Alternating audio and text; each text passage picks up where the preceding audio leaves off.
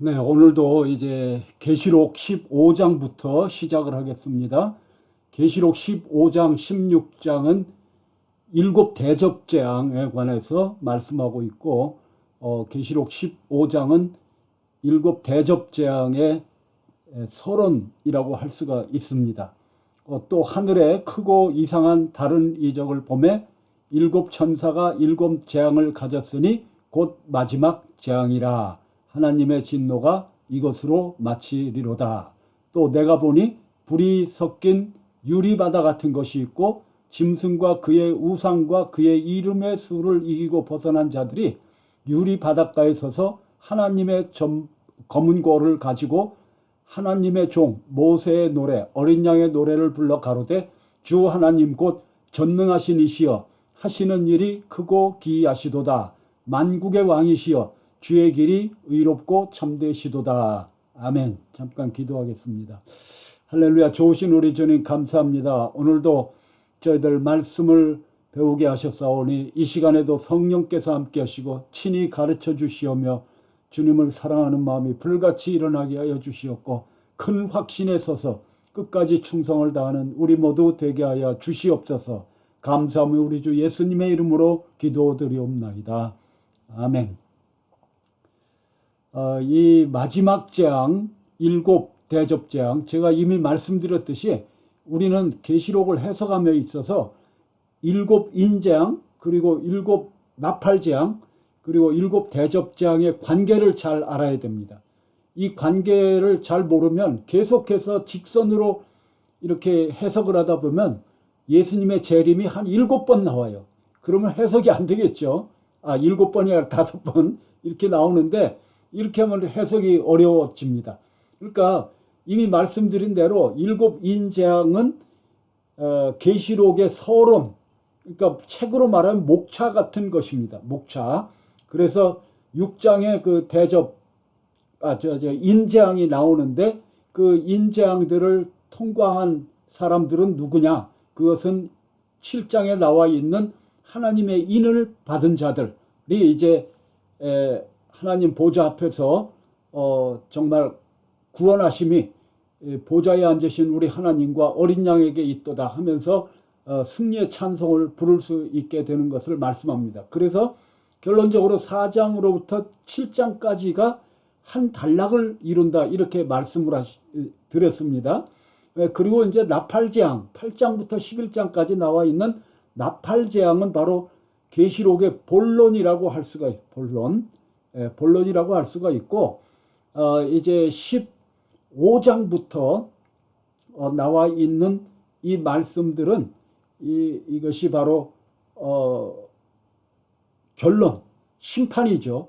심판이 나와 있습니다. 그러니까 일곱 대접재앙은 이제 완전히 그 심판에 관해서 말씀을 합니다. 그러니까 오늘 여기 본문에 보면 2절에 보면은 불이 섞인 유리바다 같은 것이 있고 짐승과 그의 우상과 그의 이름의 수를 이기고 벗어난 자들이 유리바닷가에 서서 하나님의 검은 고를 가지고 하나님의 종 모세의 노래 어린 양의 노래를 불렀다. 이건 뭘 생각할 수 있습니까? 출애굽기 15장이죠. 그러니까 애굽에서 그 10가지 재앙을 이렇게 피하고 하나님의 보호하심으로 받고 그리고 홍해를 건넌 이스라엘 백성들 그리고 모세가 미리암과 함께 찬송을 부르는 장면이 출애굽기 15장 아닙니까? 그렇기 때문에 출애굽은 종말의 아주 유효한 아주 좋은 예표라고 할 수가 있는 것입니다. 그래서 하나님의 종 모세 노래를 부릅니다. 그러니까 그 짐승과 우상과 그의 이름의 수를 이기고 벗어난 자들이 그렇게 그 찬양을 부르고 있다는 것을 우리는 알 수가 있습니다. 자, 이제 그 다음으로 넘어가 봅니다. 주여 누가 주의 이름을 두려워하지 아니하며 영화롭게 하지 아니하오리까 오직 주만 거룩하시니이다. 주의 의로우신 일이 나타났음에 만국이 와서 주께 경배하리이다 하더라. 2일 후에 내가 보니 하늘에 증거의 장막에 성전이 열리며 7재앙을 가진 7천사가 성전으로부터 나와 맑고 빛난 세마포 옷을 입고 가슴에 금띠를 띠고 네 생물 중에 하나가 세세에 계신 하나님의 진노를 가득히 담은 금대접 7을 7천사에게 주니 하나님의 영광과 능력을 인하여 성전에 연기가 차게 되매 7천사의 7재앙이 마치기까지는 성전에 능히 들어갈 자가 없더라. 아멘이죠. 그래서 이것이 이제 뭡니까? 이것이 이제 마지막 재앙으로 이렇게 나가게 되는데, 여기에 있는 대로 여기 보시면은 그 대접 재앙이 쏟아질 때마다 정말 그 재앙이 임하여서 이 땅에 심판이 임하는 것을 알 수가 있습니다. 그러니까 이미 이제는 나팔 재앙까지만 해도 좀 어느 정도 소망이 있었지만, 이제는 대접 재앙이라고 하는 것은 이제 마지막 나팔이 불 때 이 땅에 쏟아지는 심판이라고 할 수가 있습니다. 그래서 이제 피할 자가 없고 전부 그 재앙을 당하는 그런 것을 우리가 알 수가 있는 것입니다. 자, 하나님의 진노의 7대접. 그렇죠? 이 첫째가 가서 그 대접을 땅에 쏟음에 악하고 독한 원대가 짐승의 표를 받은 사람들, 그리고 우상에게 경배하는 자들에게 나더라. 그렇게 말씀을 했습니다. 그러니까 우리가 싸워 이겨야 된다는 것입니다. 그 순교를 하더라도 믿음을 지켜야 됨을 알 수가 있는 것입니다. 그리고 둘째 대접은 바다가 곧 죽은 자의 피같이 돼서 바다 가운데 모든 생물이 죽었다. 셋째는 강과 물 근원에 쏟아진다. 그러니까 저희가 성도들과 선지자들의 피를 흘렸으므로 저희로 피를 마시게 하신 것이 합당하니이다 하더라. 우리가 그 계시록 18장 19장에 가면요, 하나님의 심판이 의롭다, 공의롭다, 이것을 찬양하는 게 나옵니다. 그래서 할렐루야가 계속 퍼져 나옵니다. 여기도 비슷한 장면이죠. 그래서 또 내가 들으니 제단이 말하기를 그러하다, 주 하나님 곧 전능하신 이시여 심판하시는 것이 참되고 의로우시도다 하더라. 그렇죠. 그러니까 이 하나님께서 환난당하는 우리에게는 이제 위로로 상급으로 갚아주시고, 이 환난을 당케 하는 자들에게는 환난으로 갚아주시는 것이 하나님의 공의라, 이렇게 말씀을 했습니다. 그리고 이제 계시록 6장에도 보면은 5번째 인이 떼어질 적에 순교자들이 우리의 피를 신원하여 주지 아니하시기를 어느 때까지 하시리까. 이 세상은 예수 그리스도를, 그리고 그 성도들을 이제 미워하고 핍박함으로 말미암아 심판을 받게 되어 있다는 사실을 우리가 알 수가 있는 것입니다. 그렇죠? 너희로 환난 받는 자에게는 환난으로 갚으시고 환난 받는 너희에게는 우리와 함께 안식으로 갚으시는 것이 하나님의 공의시다. 아멘이죠. 자, 주님께서 그날에 나타나셔서 성도들에게 영광을 얻으시고 모든 믿는 자에게서 기여김을 얻으시리라. 아멘이죠. 자, 19장에 보면은 제가 이미 말씀드린 대로 그 심판이 참되고 의롭다, 이렇게 하면서 할렐루야 찬양이 퍼집니다. 나중에 또 말씀드리겠지만 이 할렐루야, 우리가 좋아하는 찬양이죠. 사랑하는 찬양, 그 할렐루야 코러스 있죠. 할렐루야 할렐루야, 이게 여기서 영감을 얻은 찬양인 것입니다. 이 세상 모든 것이 이제 심판을 받고 멸망을 당하고 하나님께서 의롭게 심판하셨다, 이것이 찬양이 울려 퍼지고 하나님의 통치, 전능하신 이가 통치하시도다, 이것이 이제 할렐루야 찬양의 그 근본이 되는 것입니다. 이 세상이 얼마나 헛되고 더럽고 악하고 얼마나 하나님을 배반하고 이 심판을 쌓아놓는지 모릅니다. 그렇죠? 자, 여기 이제 계속해서 그런 것이 이미 말씀드린 말씀들이 여기에 계속 나와 있습니다. 넷째가 그 대접을 해에 쏟음에 해가 권세를 받아 불로 사람들을 태우니 사람들이 크게 태움에 태워진지라 이 재앙들을 행하는 권세를 가지신 하나님의 이름을 회방하며 또 회개하여 영광을 주께 돌리지 아니하더라. 회개가 없죠. 그러니까 이미 이 사람들은 어떤 면에서는 그 마귀의 인을 받았기 때문인 것입니다. 그렇죠. 황충재앙 9장에 나와 있는 황충재앙이 이제에서 그 황충들이 하나님의 인을 맞지 않는 자들에게 들어감으로 말미암아 이들이 마귀의 인을 받아가지고 회개할 수가 없게 된 것을 알 수가 있는 것입니다. 그러기 때문에 지금이 중요해요. 지금이 우리가 이제 성령의 충만함을 받고 주님을 사랑하는 마음을 가져야 돼요. 그렇죠? 충성된 마음을 가져야 됩니다. 그래야 주님이 나를 알고 나도 주님을 아는 그러한 믿음 가운데서 성령의 인, 하나님의 인을 맞아서 끝까지 순교할 수 있게 되는 줄로 믿습니다. 또 다섯째가 그 대접을 짐승의 보좌에 쏟으니 그 나라가 곧 어두워지며 사람들이 아파서 자기 혀를 깨물고 아픈 것과 종기로 인하여 하늘의 하나님을 회방하고 저희 행위를 회개치 아니하더라.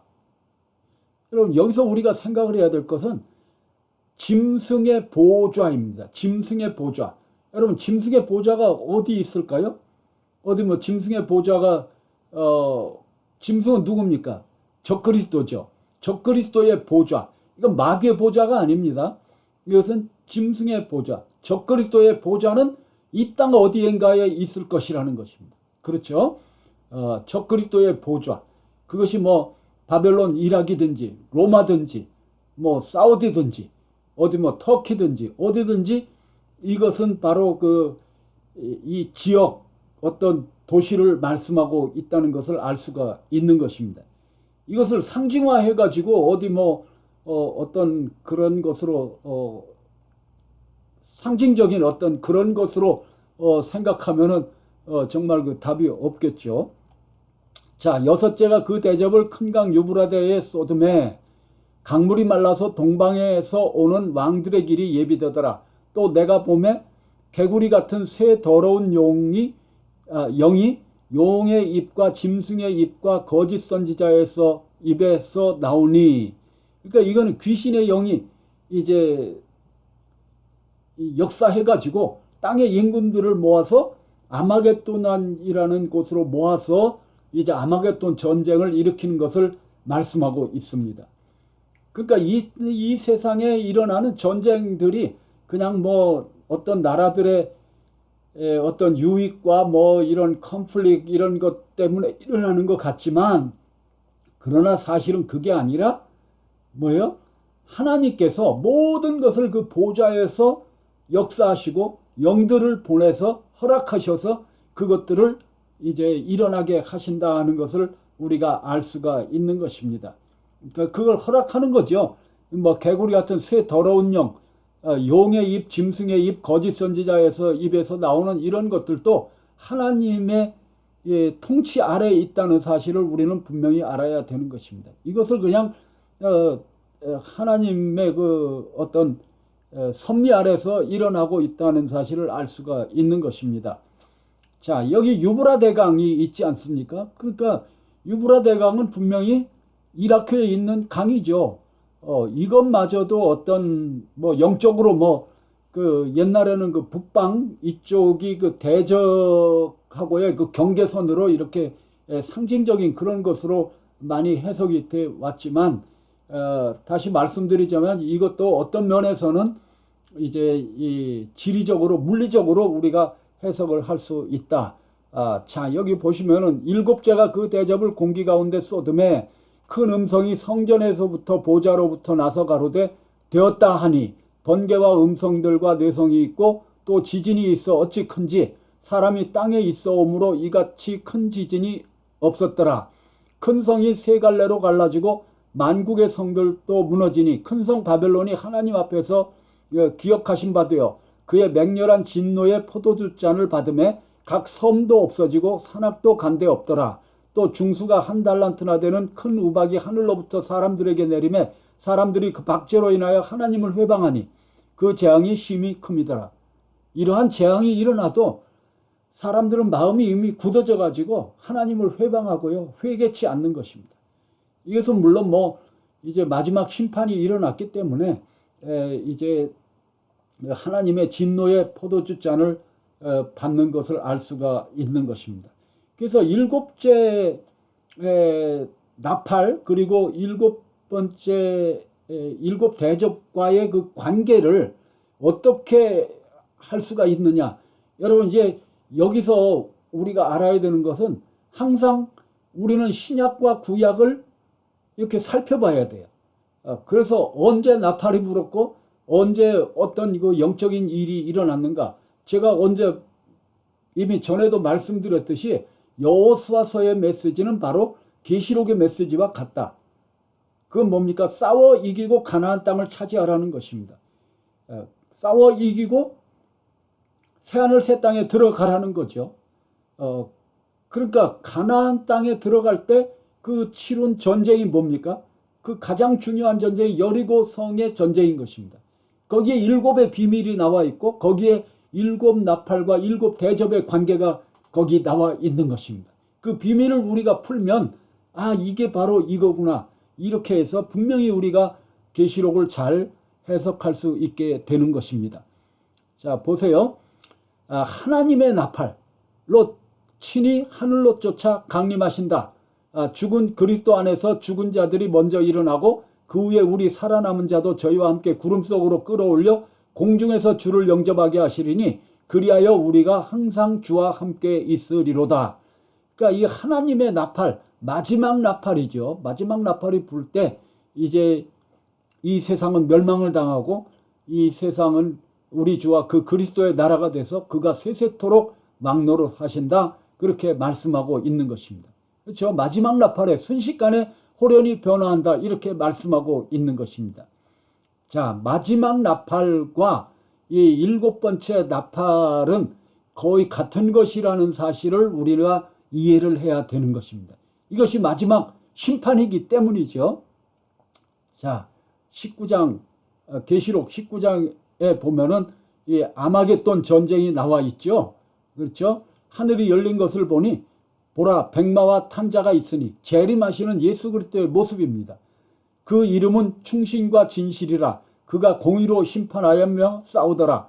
그 눈이 불꽃 같고 그 머리에 많은 면류관이 있고 또 이름 쓴 것이 하나가 있으니 자기 밖에는 아는 자가 없고 또 그가 피 뿌린 옷을 입었는데 그 이름은 하나님의 말씀이라 칭하더라. 예수 그리스도의 모습이죠. 재림하시는 예수 그리스도의 모습. 그래서 일곱째 천사가 나팔 불 때, 그렇죠? 세상 나라가 우리 주와 그 그리스도의 나라가 되어서 그가 세세토록 왕노릇 하신다. 이렇게 말씀하고 있습니다. 중요한 것은 마지막 나팔에 주님께서 임하시고 이 세상에 심판이 일어난다는 것이죠. 자, 일곱째 나팔이 불어서 세상 심판이 임한다. 자, 우리가 일곱 나팔이 분 다음에 일곱 대접 재앙이 쏟아지는 게 아니라는 것입니다.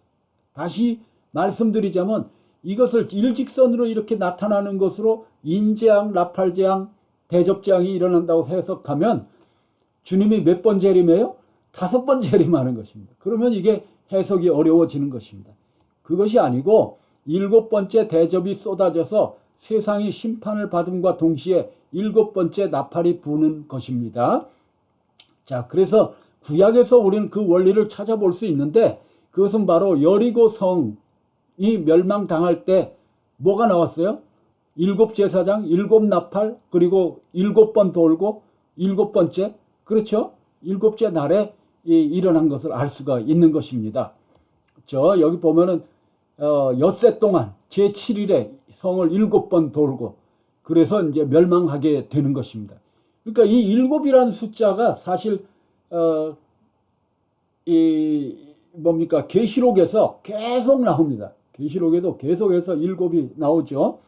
자, 이 여호수아서에도 계속 일곱이 나옵니다. 그렇죠? 그래서 그 원리를 찾아보는 볼 수가 있는데, 자, 제7일 새벽에 일찍이 일어나서 7번 도니 그 성을 7번 돌기는 그날뿐이었더라.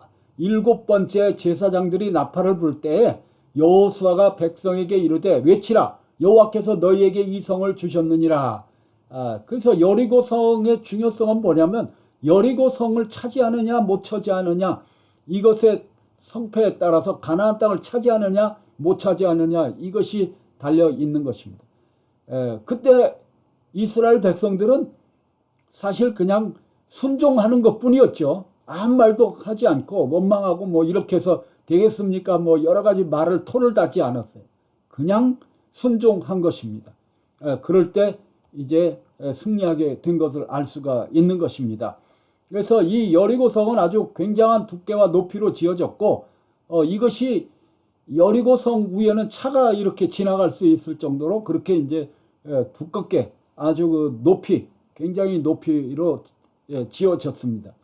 그렇기 때문에 이 여리고성을 정복해야만 가나안 땅 정복을 이제 확신할 수가 있게 되는 거죠.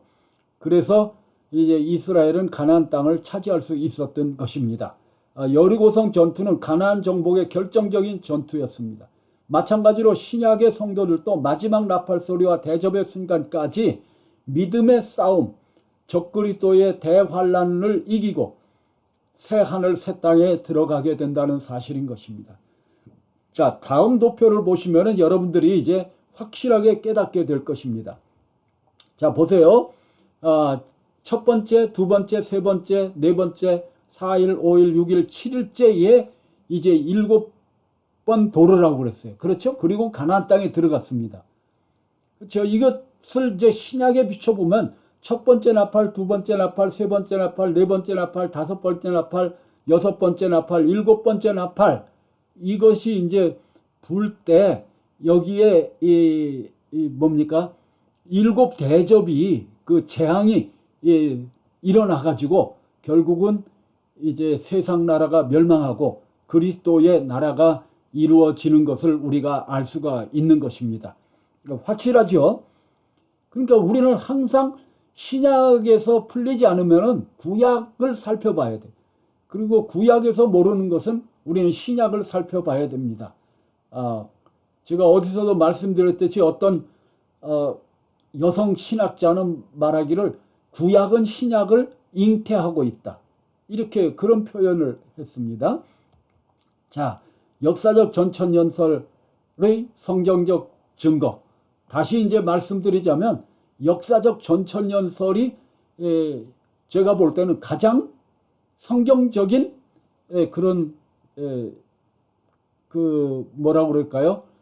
말세의 그 구조입니다. 일어날 순서들인 것입니다. 예수님은 환란 후에 오신다 그래요. 그날 환란 후에 이게 어두워지면서 주님께서 재림하신다, 이렇게 되어 있거든요. 그리고 예수님의 재림은 단 한 번뿐입니다. 뭐 공중에 와서 뭐 7년 뭐를 하고 다시 지상 재림하고 뭐 이렇게 하는 그런 것이 아니라는 것입니다. 복잡한 것이 아니라는 거죠. 그리고 적그리스도의 핍박과 짐승의 표 우상을 이기기 위하여 성도들의 인내와 믿음이 요구되고 있다는 것입니다. 이것이 요구될 필요가 없죠. 성도들이 이 땅에 있다는 것을 알 수가 있습니다. 적그리스도의 핍박이 있을 때, 자, 성도들은 적그리스도에게 부침받아서 한때 두때 반때를 지나게 되는 것입니다. 다니엘서 9장 25절에 나와 있죠.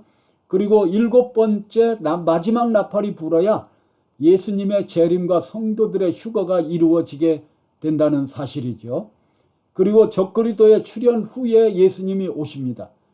저 데살로니가 후서 2장 3절에 보면 적그리스도가 짐승이 나타나기 전에는 예수님의 재림이 이루어지지 않는다고 말씀하고 있습니다. 큰 환란에서 나온 자들이 천국에 들어간다. 큰 환란이 뭐겠습니까? 그것은 바로 대환란이죠. 그리고 역사적 전천연설과 무천연설의 공통점이라고 하면 그것은 교회가 대환란을 통과한다는 것입니다. 그렇죠? 자, 후천연설과 세대주의 전천연설의 공통점은 어떤 면에서는 교회의 환란 통과를 부인하는 거예요. 이건 뭔가 잘못되어 있다고 저는 생각을 합니다. 자, 이제 보시면은 성도들은 타작마당을 통과해서 이제 천국 곳간에 들어가게 되는 거죠. 어린 양의 혼인잔치는 19장에서 나타나고 예수님의 재림의 날을 묘사하고 있는 것입니다. 4장에서 어떤 분들은 그냥 4장 이후에는 교회라는 말이 없기 때문에 교회가 이리로 올라오라 이렇게 한 곳에서 교회가 휴거됐다 이렇게 말을 하는데 4장에서 휴거했다면은 뭐 거기서 다시 어린 양의 혼인잔치가 나올 필요도 없고요. 뭐 계시록이 그렇게 길 필요도 없죠. 길어질 필요도 없습니다. 그러니까 그것을 뭐 종이 낭비죠. 자, 환란과 휴거의 모형은 출애굽. 이미 제가 말씀을 드렸죠. 그래서 이스라엘 백성들을 특별히 보호해 주시고 애굽 병사들은 심판을 받았습니다. 그러니까 이 구절들이 4장 이후의 구절들이 교회와 상관이 없다면 성경이 이렇게 자세히 기록해 놓을 필요가 없다는 거예요. 그렇죠?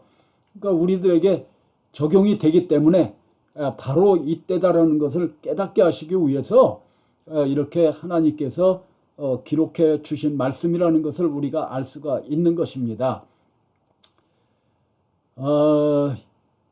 이건 무천년주의는요 뭐냐면 계시록 20장을 전체 성경의 요약이다 이렇게 이제 해석을 하는 거죠.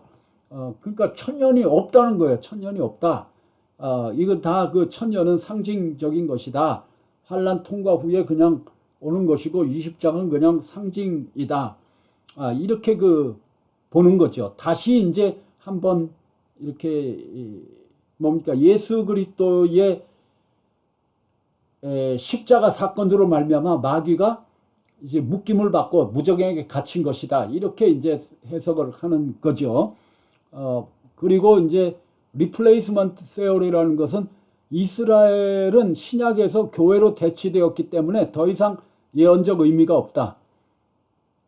그러니까 이게 이스라엘은 이제 더 이상 무슨 뭐 예언적 가치가 없고 그냥 교회가 이제 오늘날 모든 것의 중심이다. 이렇게 얘기하기 때문에 이제 여기서부터 이제 뭐 이스라엘을 반이스라엘적인 그런 사상들이 나오고 그렇게 되는데 이건 잘못된 거죠. 우리가 로마서 9장에서부터 11장에 보면은 이 바울은 이스라엘에 대해서 특별한 하나님의 섭리가 있는 것을 말씀하고 있습니다. 그래서 아직도 이 이스라엘은 중요한 나라이며 하나님께서 택하신 나라로서 정말 이스라엘은 우리가 이스라엘은 어떤 면에서 이스라엘과 예루살렘은 이 세상 역사의 시계입니다. 그렇죠? 그렇기 때문에 우리가 이스라엘을 잘 봐야 돼요. 잘 주시하고 있어야 됩니다. 예루살렘 특별히 그리고 예루살렘에 지어질 환란 성전 이것을 잘 우리가 감시하고 우리가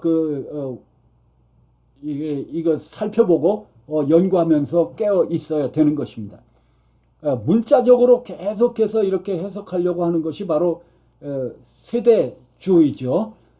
세대주의의 가장 큰 문제는 어떤 면에서는 이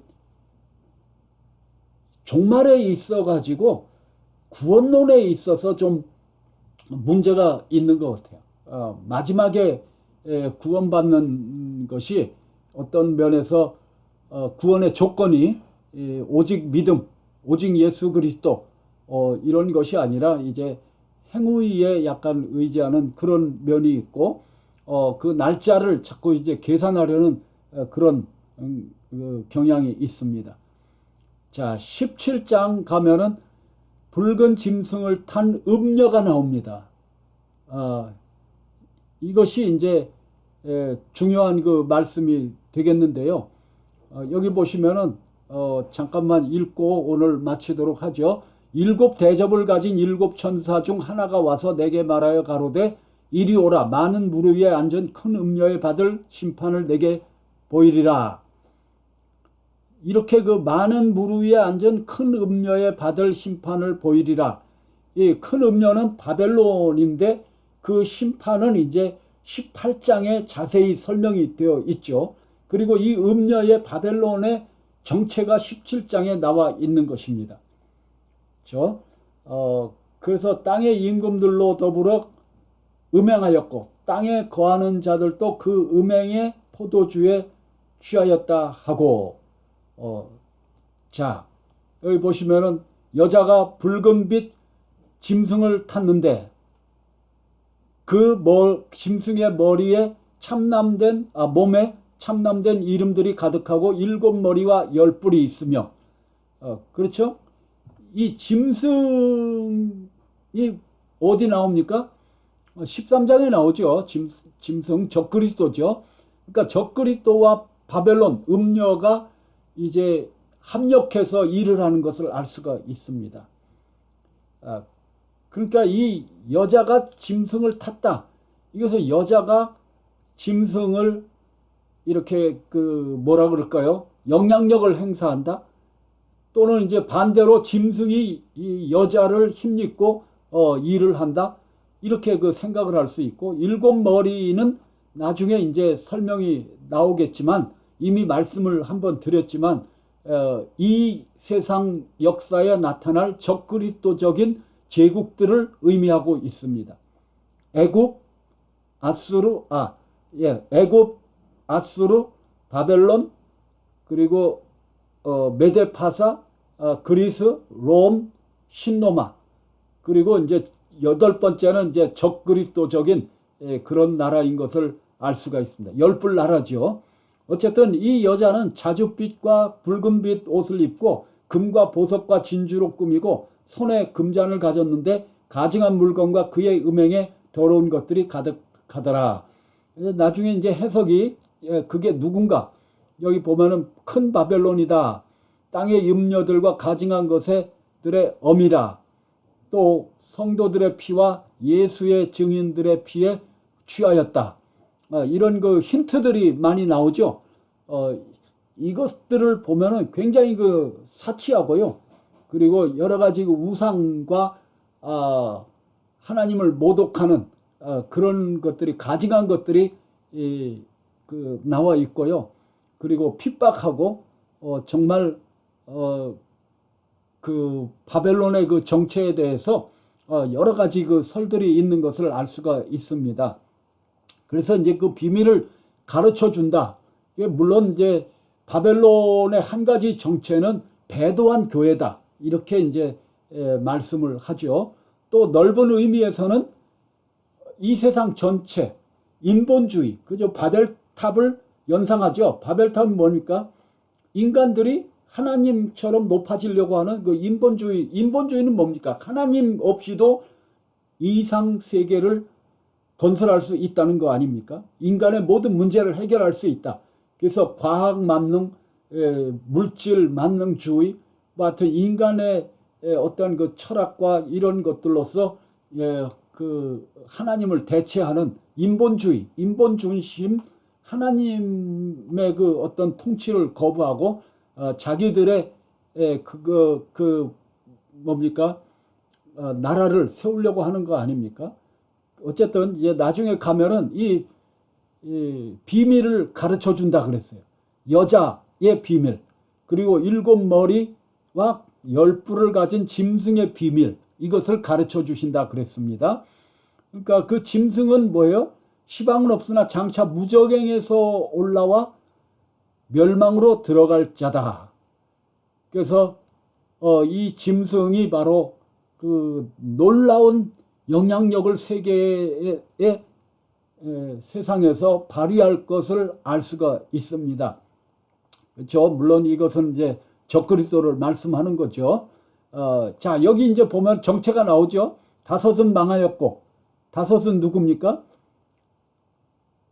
애굽, 아수르, 바벨론, 그리고 메데파사, 그리고 그리스. 그리고 하나는 있고, 로마죠. 로마 시대니까 지금 이 사도 요한이 살던 시대가. 그리고 다른 이는 아직 이르지 아니하였다. 이르면 잠깐 동안 계속하리라. 이렇게 해서 7머리가 나오게 되는 것입니다. 제가 그 말씀드린 대로 제가 번역을 했는데 일곱 머리 바벨론의 비밀이라는 것을 제가 짐승의 비밀 그것을 이제 뭡니까 번역을 한 것이 있는데 나중에 그것은 따로 이제 다른 곳에서 자세히 그 설명을 드리도록 하겠습니다. 그리고 이제 8째 왕이 있다. 7의 중에 속한 자고 10뿔은 10왕이다. 그렇게 그 말씀을 하고 있습니다. 그러니까 10왕에서부터 이제 8째 왕이 나오는 거죠. 7 중에 속한 자고. 그러니까 8국면이 있는 것을 알 수가 있어요.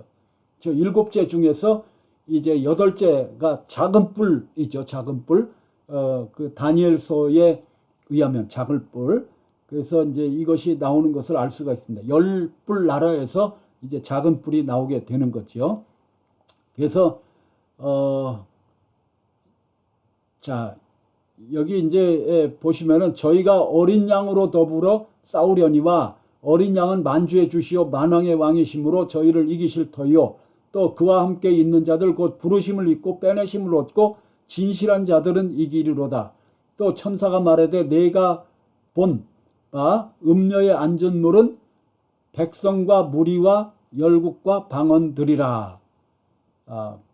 근데 나중에 보면 이 10뿔과 짐승이 음녀를 미워해서 망하게 한다. 서로 싸우는 거죠. 그러니까 이 음녀는 종교적인 것이라고 할 수가 있고 이 짐승은 정치적인 그런 존재라고 할 수가 있는 것입니다. 자, 오늘 여기 다음 도표까지만 보죠. 자, 여기 나와 있죠. 애굽, 아수르, 바벨론, 메데파사, 헬라, 로마, 그리고 이제 제가 그 신로마 대신에 이슬람 제국을 썼어요. 왜냐면은 중동 짐승, 제가 번역한 책 중동 짐승을 잘 살펴보면 그걸 신로마 제국이라기보다는 이제 이슬람 제국, 다시 부흥한 이슬람 제국이 이제 요즘에는 아주 주목을 받고 있고 그런 그 해석을 우리가 취할 수 있게 되는 것입니다. 그래서 신 이슬람 제국 이렇게 해서 이제 적그리스도가 그 중에서 나온다 이렇게 말할 수가 있습니다. 어쨌든 이제 자세한 것은 나중에 중동 짐승 이것에 대한 말씀을 전할 때 말씀을 드리겠습니다. 오늘도 여기까지 감사합니다. 기도하겠습니다. 할렐루야. 좋으신 우리 하나님 아버지 감사합니다. 오늘도 부족한 저희 말씀을 전하였사오니 주의 성령께서 역사하여 주셔서 우리들 심령에 정말 말씀을 깨달을 수 있는 지혜를 주시고 우리를 가르쳐 주셔서 밝히 알므로 말미암아 진리에 굳게 서서 확신과 감사와 기쁨 가운데 주님을 사랑함으로 끝까지 충성하는 우리 모두 되게 하여 주시옵소서. 감사하며 우리 주 예수님의 이름으로 기도드리옵나이다. 아멘. 아멘입니다.